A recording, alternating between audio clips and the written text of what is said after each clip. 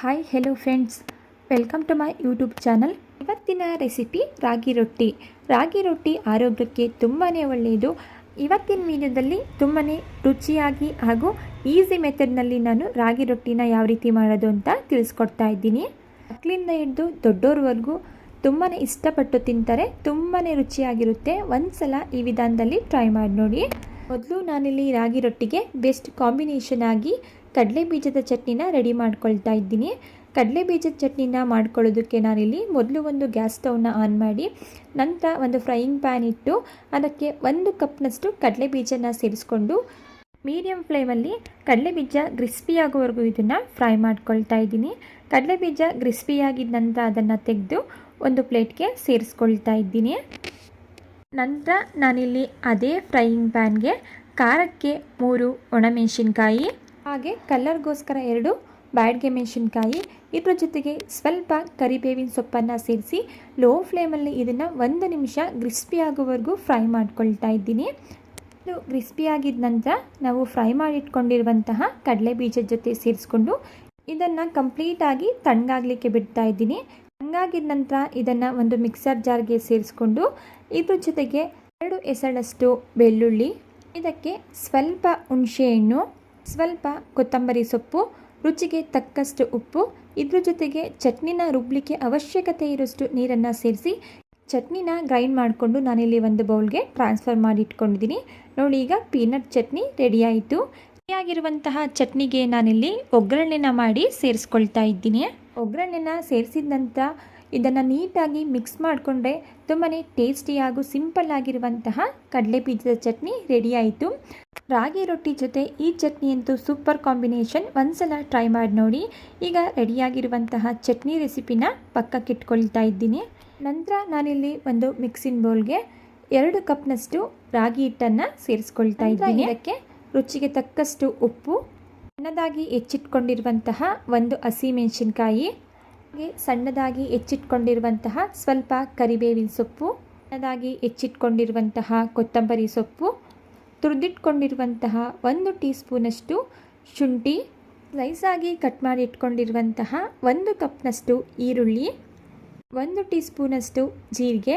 ಈ ಎಲ್ಲ ಪದಾರ್ಥಗಳನ್ನು ಸೇರಿಸಿದ ನಂತರ ಒಮ್ಮೆ ಇದನ್ನು ನೀಟಾಗಿ ಮಿಕ್ಸ್ ಮಾಡ್ಕೊಳ್ತಾ ಇದ್ದೀನಿ. ಇದ್ರ ಜೊತೆಗೆ ಅರ್ಧ ಕಪ್ನಷ್ಟು ನೆನೆಸಿಟ್ಕೊಂಡಿರುವಂತಹ ಕಡಲೆಬೇಳೆನ ಸೇರಿಸ್ಕೊಳ್ತಾ ಇದ್ದೀನಿ. ಕಡಲೆಬೇಳೆನ ಸೇರಿಸೋದ್ರಿಂದ ರಾಗಿ ರೊಟ್ಟಿಗೆ ಒಂದೊಳ್ಳೆ ಟೇಸ್ಟ್ ಕೊಡುತ್ತೆ. ಇದೆಲ್ಲ ಪದಾರ್ಥಗಳನ್ನ ಸೇರಿಸಿದ ನಂತರ ನೀರನ್ನು ಸೇರಿಸದೆ ಒಮ್ಮೆ ಇದನ್ನು ನೀಟಾಗಿ ಮಿಕ್ಸ್ ಮಾಡಿಕೊಂಡು ನಂತರ ಸ್ವಲ್ಪನೇ ನೀರನ್ನು ಸೇರಿಸಿ ರಾಗಿ ಹಿಟ್ಟನ್ನು ಕಲಿಸ್ಕೋಬೇಕಾಗುತ್ತೆ. ನೋಡಿ, ನಾನು ಈ ಹದದಲ್ಲಿ ರಾಗಿ ಹಿಟ್ಟನ್ನು ಕಲಿಸ್ಕೊಂಡು ಇಟ್ಕೊಂಡಿದ್ದೀನಿ. ಈ ಹದದಲ್ಲಿ ನಾವು ರಾಗಿ ಹಿಟ್ಟನ್ನು ಮಿಕ್ಸ್ ಮಾಡ್ಕೋಬೇಕಾಗುತ್ತೆ. ನೋಡಿ, ರಾಗಿ ಹಿಟ್ಟನ್ನು ಈ ರೀತಿ ಮಿಕ್ಸ್ ಮಾಡಿ ಕಲಿಸ್ಕೊಂಡಿದ್ದ ನಂತರ ಒಂದು 10 ನಿಮಿಷಗಳ ಕಾಲ ಇದನ್ನು ಮುಚ್ಚಿಡ್ತಾ ಇದ್ದೀನಿ. ಈಗ 10 ನಿಮಿಷ ಆಗಿದೆ. ನೀವಿಲ್ಲಿ ನೋಡ್ತಾ ಇರ್ಬೋದು, ರಾಗಿ ಹಿಟ್ಟು ಕೂಡ ಸ್ವಲ್ಪ ತೆಳುವಾಗಿದೆ. ಈ ಕನ್ಸಿಸ್ಟೆನ್ಸಿಲಿದ್ದರೆ ಸಾಕು. ನಂತರ ನಾನಿಲ್ಲಿ ಒಂದು ಬಾಳೆ ಎಲೆಯನ್ನು ತೊಗೊಂಡಿದ್ದೀನಿ. ಬಾಳೆ ಎಲೆಗೆ ಸ್ವಲ್ಪ ಎಣ್ಣೆನ ಹಾಕ್ಕೊಂಡು ಈ ರೀತಿ ಸ್ಪ್ರೆಡ್ ಮಾಡ್ಕೊಳ್ತಾ ಇದ್ದೀನಿ. ನಂತರ ನಾವು ಕಲಸಿಟ್ಕೊಂಡಿರುವಂತಹ ರಾಗಿ ಹಿಟ್ಟಿನಲ್ಲಿ ದೊಡ್ಡ ಸೈಜಿಂದು ನಿಂಬೆಹಣ್ಣಿನ ಗಾತ್ರದಷ್ಟು ರಾಗಿ ಹಿಟ್ಟನ್ನು ತಗೊಂಡು ನಮಗೆ ಎಷ್ಟು ತೆಳುವಾಗಿ ಬೇಕು ಅಷ್ಟು ತೆಳುವಾಗಿ ಇದನ್ನು ಕೈಯಿಂದನೇ ತಟ್ಕೊಳ್ತಾ ಇದ್ದೀನಿ.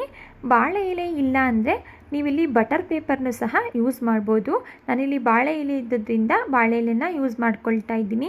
ಈ ಕಡೆ ನಾನು ತವಾನು ಕೂಡ ಬಿಸಿಯಾಗಲಿಕ್ಕೆ ಇಟ್ಟಿದ್ದೆ. ತವಾ ಕೂಡ ಈಗ ಬಿಸಿಯಾಗಿದೆ. ಅದಕ್ಕೆ ಸ್ವಲ್ಪ ಎಣ್ಣೆನ ಹಚ್ಚಿ ಸ್ಪ್ರೆಡ್ ಮಾಡಿಕೊಂಡು ನಂತರ ನಾವು ತಟ್ಟಿಟ್ಕೊಂಡಿರುವಂತಹ ರಾಗಿ ರೊಟ್ಟಿನ ಹೆಂಚು ಮೇಲೆ ಹಾಕಿ ನೋಡಿ ಒಂದು 30 ಸೆಕೆಂಡ್ಗಳ ಕಾಲ ಹಾಗೆ ಬಿಡಬೇಕು. ನಂತರ ಈ ರೀತಿ ಬಾಳೆ ಎಲೆನ ರಿಮೂವ್ ಮಾಡ್ಕೊಳ್ಳಿ. ಅದು ಈಸಿಯಾಗಿ ರಿಮೂವ್ ಆಗುತ್ತೆ. ನೀವಿಲ್ಲಿ ನೋಡ್ತಾ ಇರ್ಬೋದು. ಇಲ್ಲಿ ತವಾನು ಸಹ ಮೀಡಿಯಂ ಫ್ಲೇಮಲ್ಲಿ ಮೀಡಿಯಮ್ ಆಗಿ ಬಿಸಿ ಮಾಡಿಕೊಂಡ್ರೆ ಸಾಕು. ಜಾಸ್ತಿ ಬಿಸಿ ಮಾಡ್ಕೊಳ್ಳೋ ಅವಶ್ಯಕತೆ ಇಲ್ಲ. ನೋಡಿ, ಈಗ ರಾಗಿ ರೊಟ್ಟಿನ ಉಲ್ಟಾ ಮಾಡಿಕೊಂಡು ಅದಕ್ಕೆ ಎಣ್ಣೆ, ಬೆಣ್ಣೆ, ತುಪ್ಪ ಯಾವುದಾದ್ರೂ ಹಚ್ಕೋಬೋದು. ಇಲ್ಲಿ ಎಣ್ಣೆನೇ ಹಚ್ಕೊಳ್ತಾ ಇದ್ದೀನಿ. ನಂತರ ಈ ರೀತಿ ಒಂದು ಲಿಡ್ಡನ್ನು ಕ್ಲೋಸ್ ಮಾಡಿ ಹಬೆಯಲ್ಲಿ 2 ಕಡೆ 2 ರಿಂದ 3 ನಿಮಿಷಗಳ ಕಾಲ ಮೀಡಿಯಂ ಫ್ಲೇಮಲ್ಲಿಟ್ಟು ರಾಗಿ ರೊಟ್ಟಿನ ಚೆನ್ನಾಗಿ ಬೇಯಿಸ್ಕೋಬೇಕಾಗುತ್ತೆ. ನೋಡಿ, ನಾನಿಲ್ಲಿ 2 ಕಡೆ ರಾಗಿ ರೊಟ್ಟಿನ ಮೀಡಿಯಂ ಫ್ಲೇಮಲ್ಲಿ ಹದವಾಗಿ ಬೇಯಿಸ್ಕೊಂಡಿದ್ದೀನಿ. ಈಗ ಇದು ರೆಡಿಯಾಗಿದೆ. ಇದನ್ನು ತೆಗೆದು ನಾನಿಲ್ಲಿ ಒಂದು ಪ್ಲೇಟ್ಗೆ ಸರ್ವ್ ಮಾಡ್ಕೊಳ್ತಾ ಇದ್ದೀನಿ. ಓಕೆ ಫ್ರೆಂಡ್ಸ್, ನೋಡಿದ್ರಲ್ವ ಎಷ್ಟು ಈಸಿಯಾಗಿ ಹಾಗೂ ಎಲ್ಲಿಯಾಗಿ ರಾಗಿ ರೊಟ್ಟಿನ ರೆಡಿ ಮಾಡ್ಕೋಬೋದು ಅಂತೇಳಿ. ರಾಗಿ ರೊಟ್ಟಿ ಅಂತೂ ಸೂಪರಾಗಿರುತ್ತೆ. ಒಂದು ಸಲ ಟ್ರೈ ಮಾಡಿ ನೋಡಿ. ಇದ್ರ ಜೊತೆಗೆ ಕಡಲೆ ಬೀಜದ ಚಟ್ನಿ ಅಂತೂ ಸೂಪರ್ ಕಾಂಬಿನೇಷನ್. ಮಿಸ್ ಮಾಡದೆ ರೆಸಿಪಿನ ಟ್ರೈ ಮಾಡಿ ನೋಡಿ. ಓಕೆ ಫ್ರೆಂಡ್ಸ್, ಇವತ್ತಿನ ಆರೋಗ್ಯಕರವಾಗಿರುವಂತಹ ರಾಗಿ ರೊಟ್ಟಿ ರೆಸಿಪಿ ನಿಮಗೆ ಇಷ್ಟ ಆಗಿದೆ ಅಂತ ಭಾವಿಸ್ತಾ ಇದ್ದೀನಿ. ಇಷ್ಟ ಆಗಿದ್ದರೆ ರೆಸಿಪಿಗೆ ಒಂದು ಲೈಕ್ ಮಾಡಿ. ಇದೇ ರೀತಿ ಸಿಂಪಲ್ ಹಾಗೂ ಸೂಪರ್ ರೆಸಿಪಿಗಳಿಗಾಗಿ ನೀವು ಮಾಡಬೇಕಾಗಿರೋದು ಇಷ್ಟೇ. ದಯವಿಟ್ಟು ಚಾನಲ್ನ ಸಬ್ಸ್ಕ್ರೈಬ್ ಮಾಡಿಕೊಂಡು ಚಾನಲ್ಗೆ ಸಪೋರ್ಟ್ ಮಾಡಿ.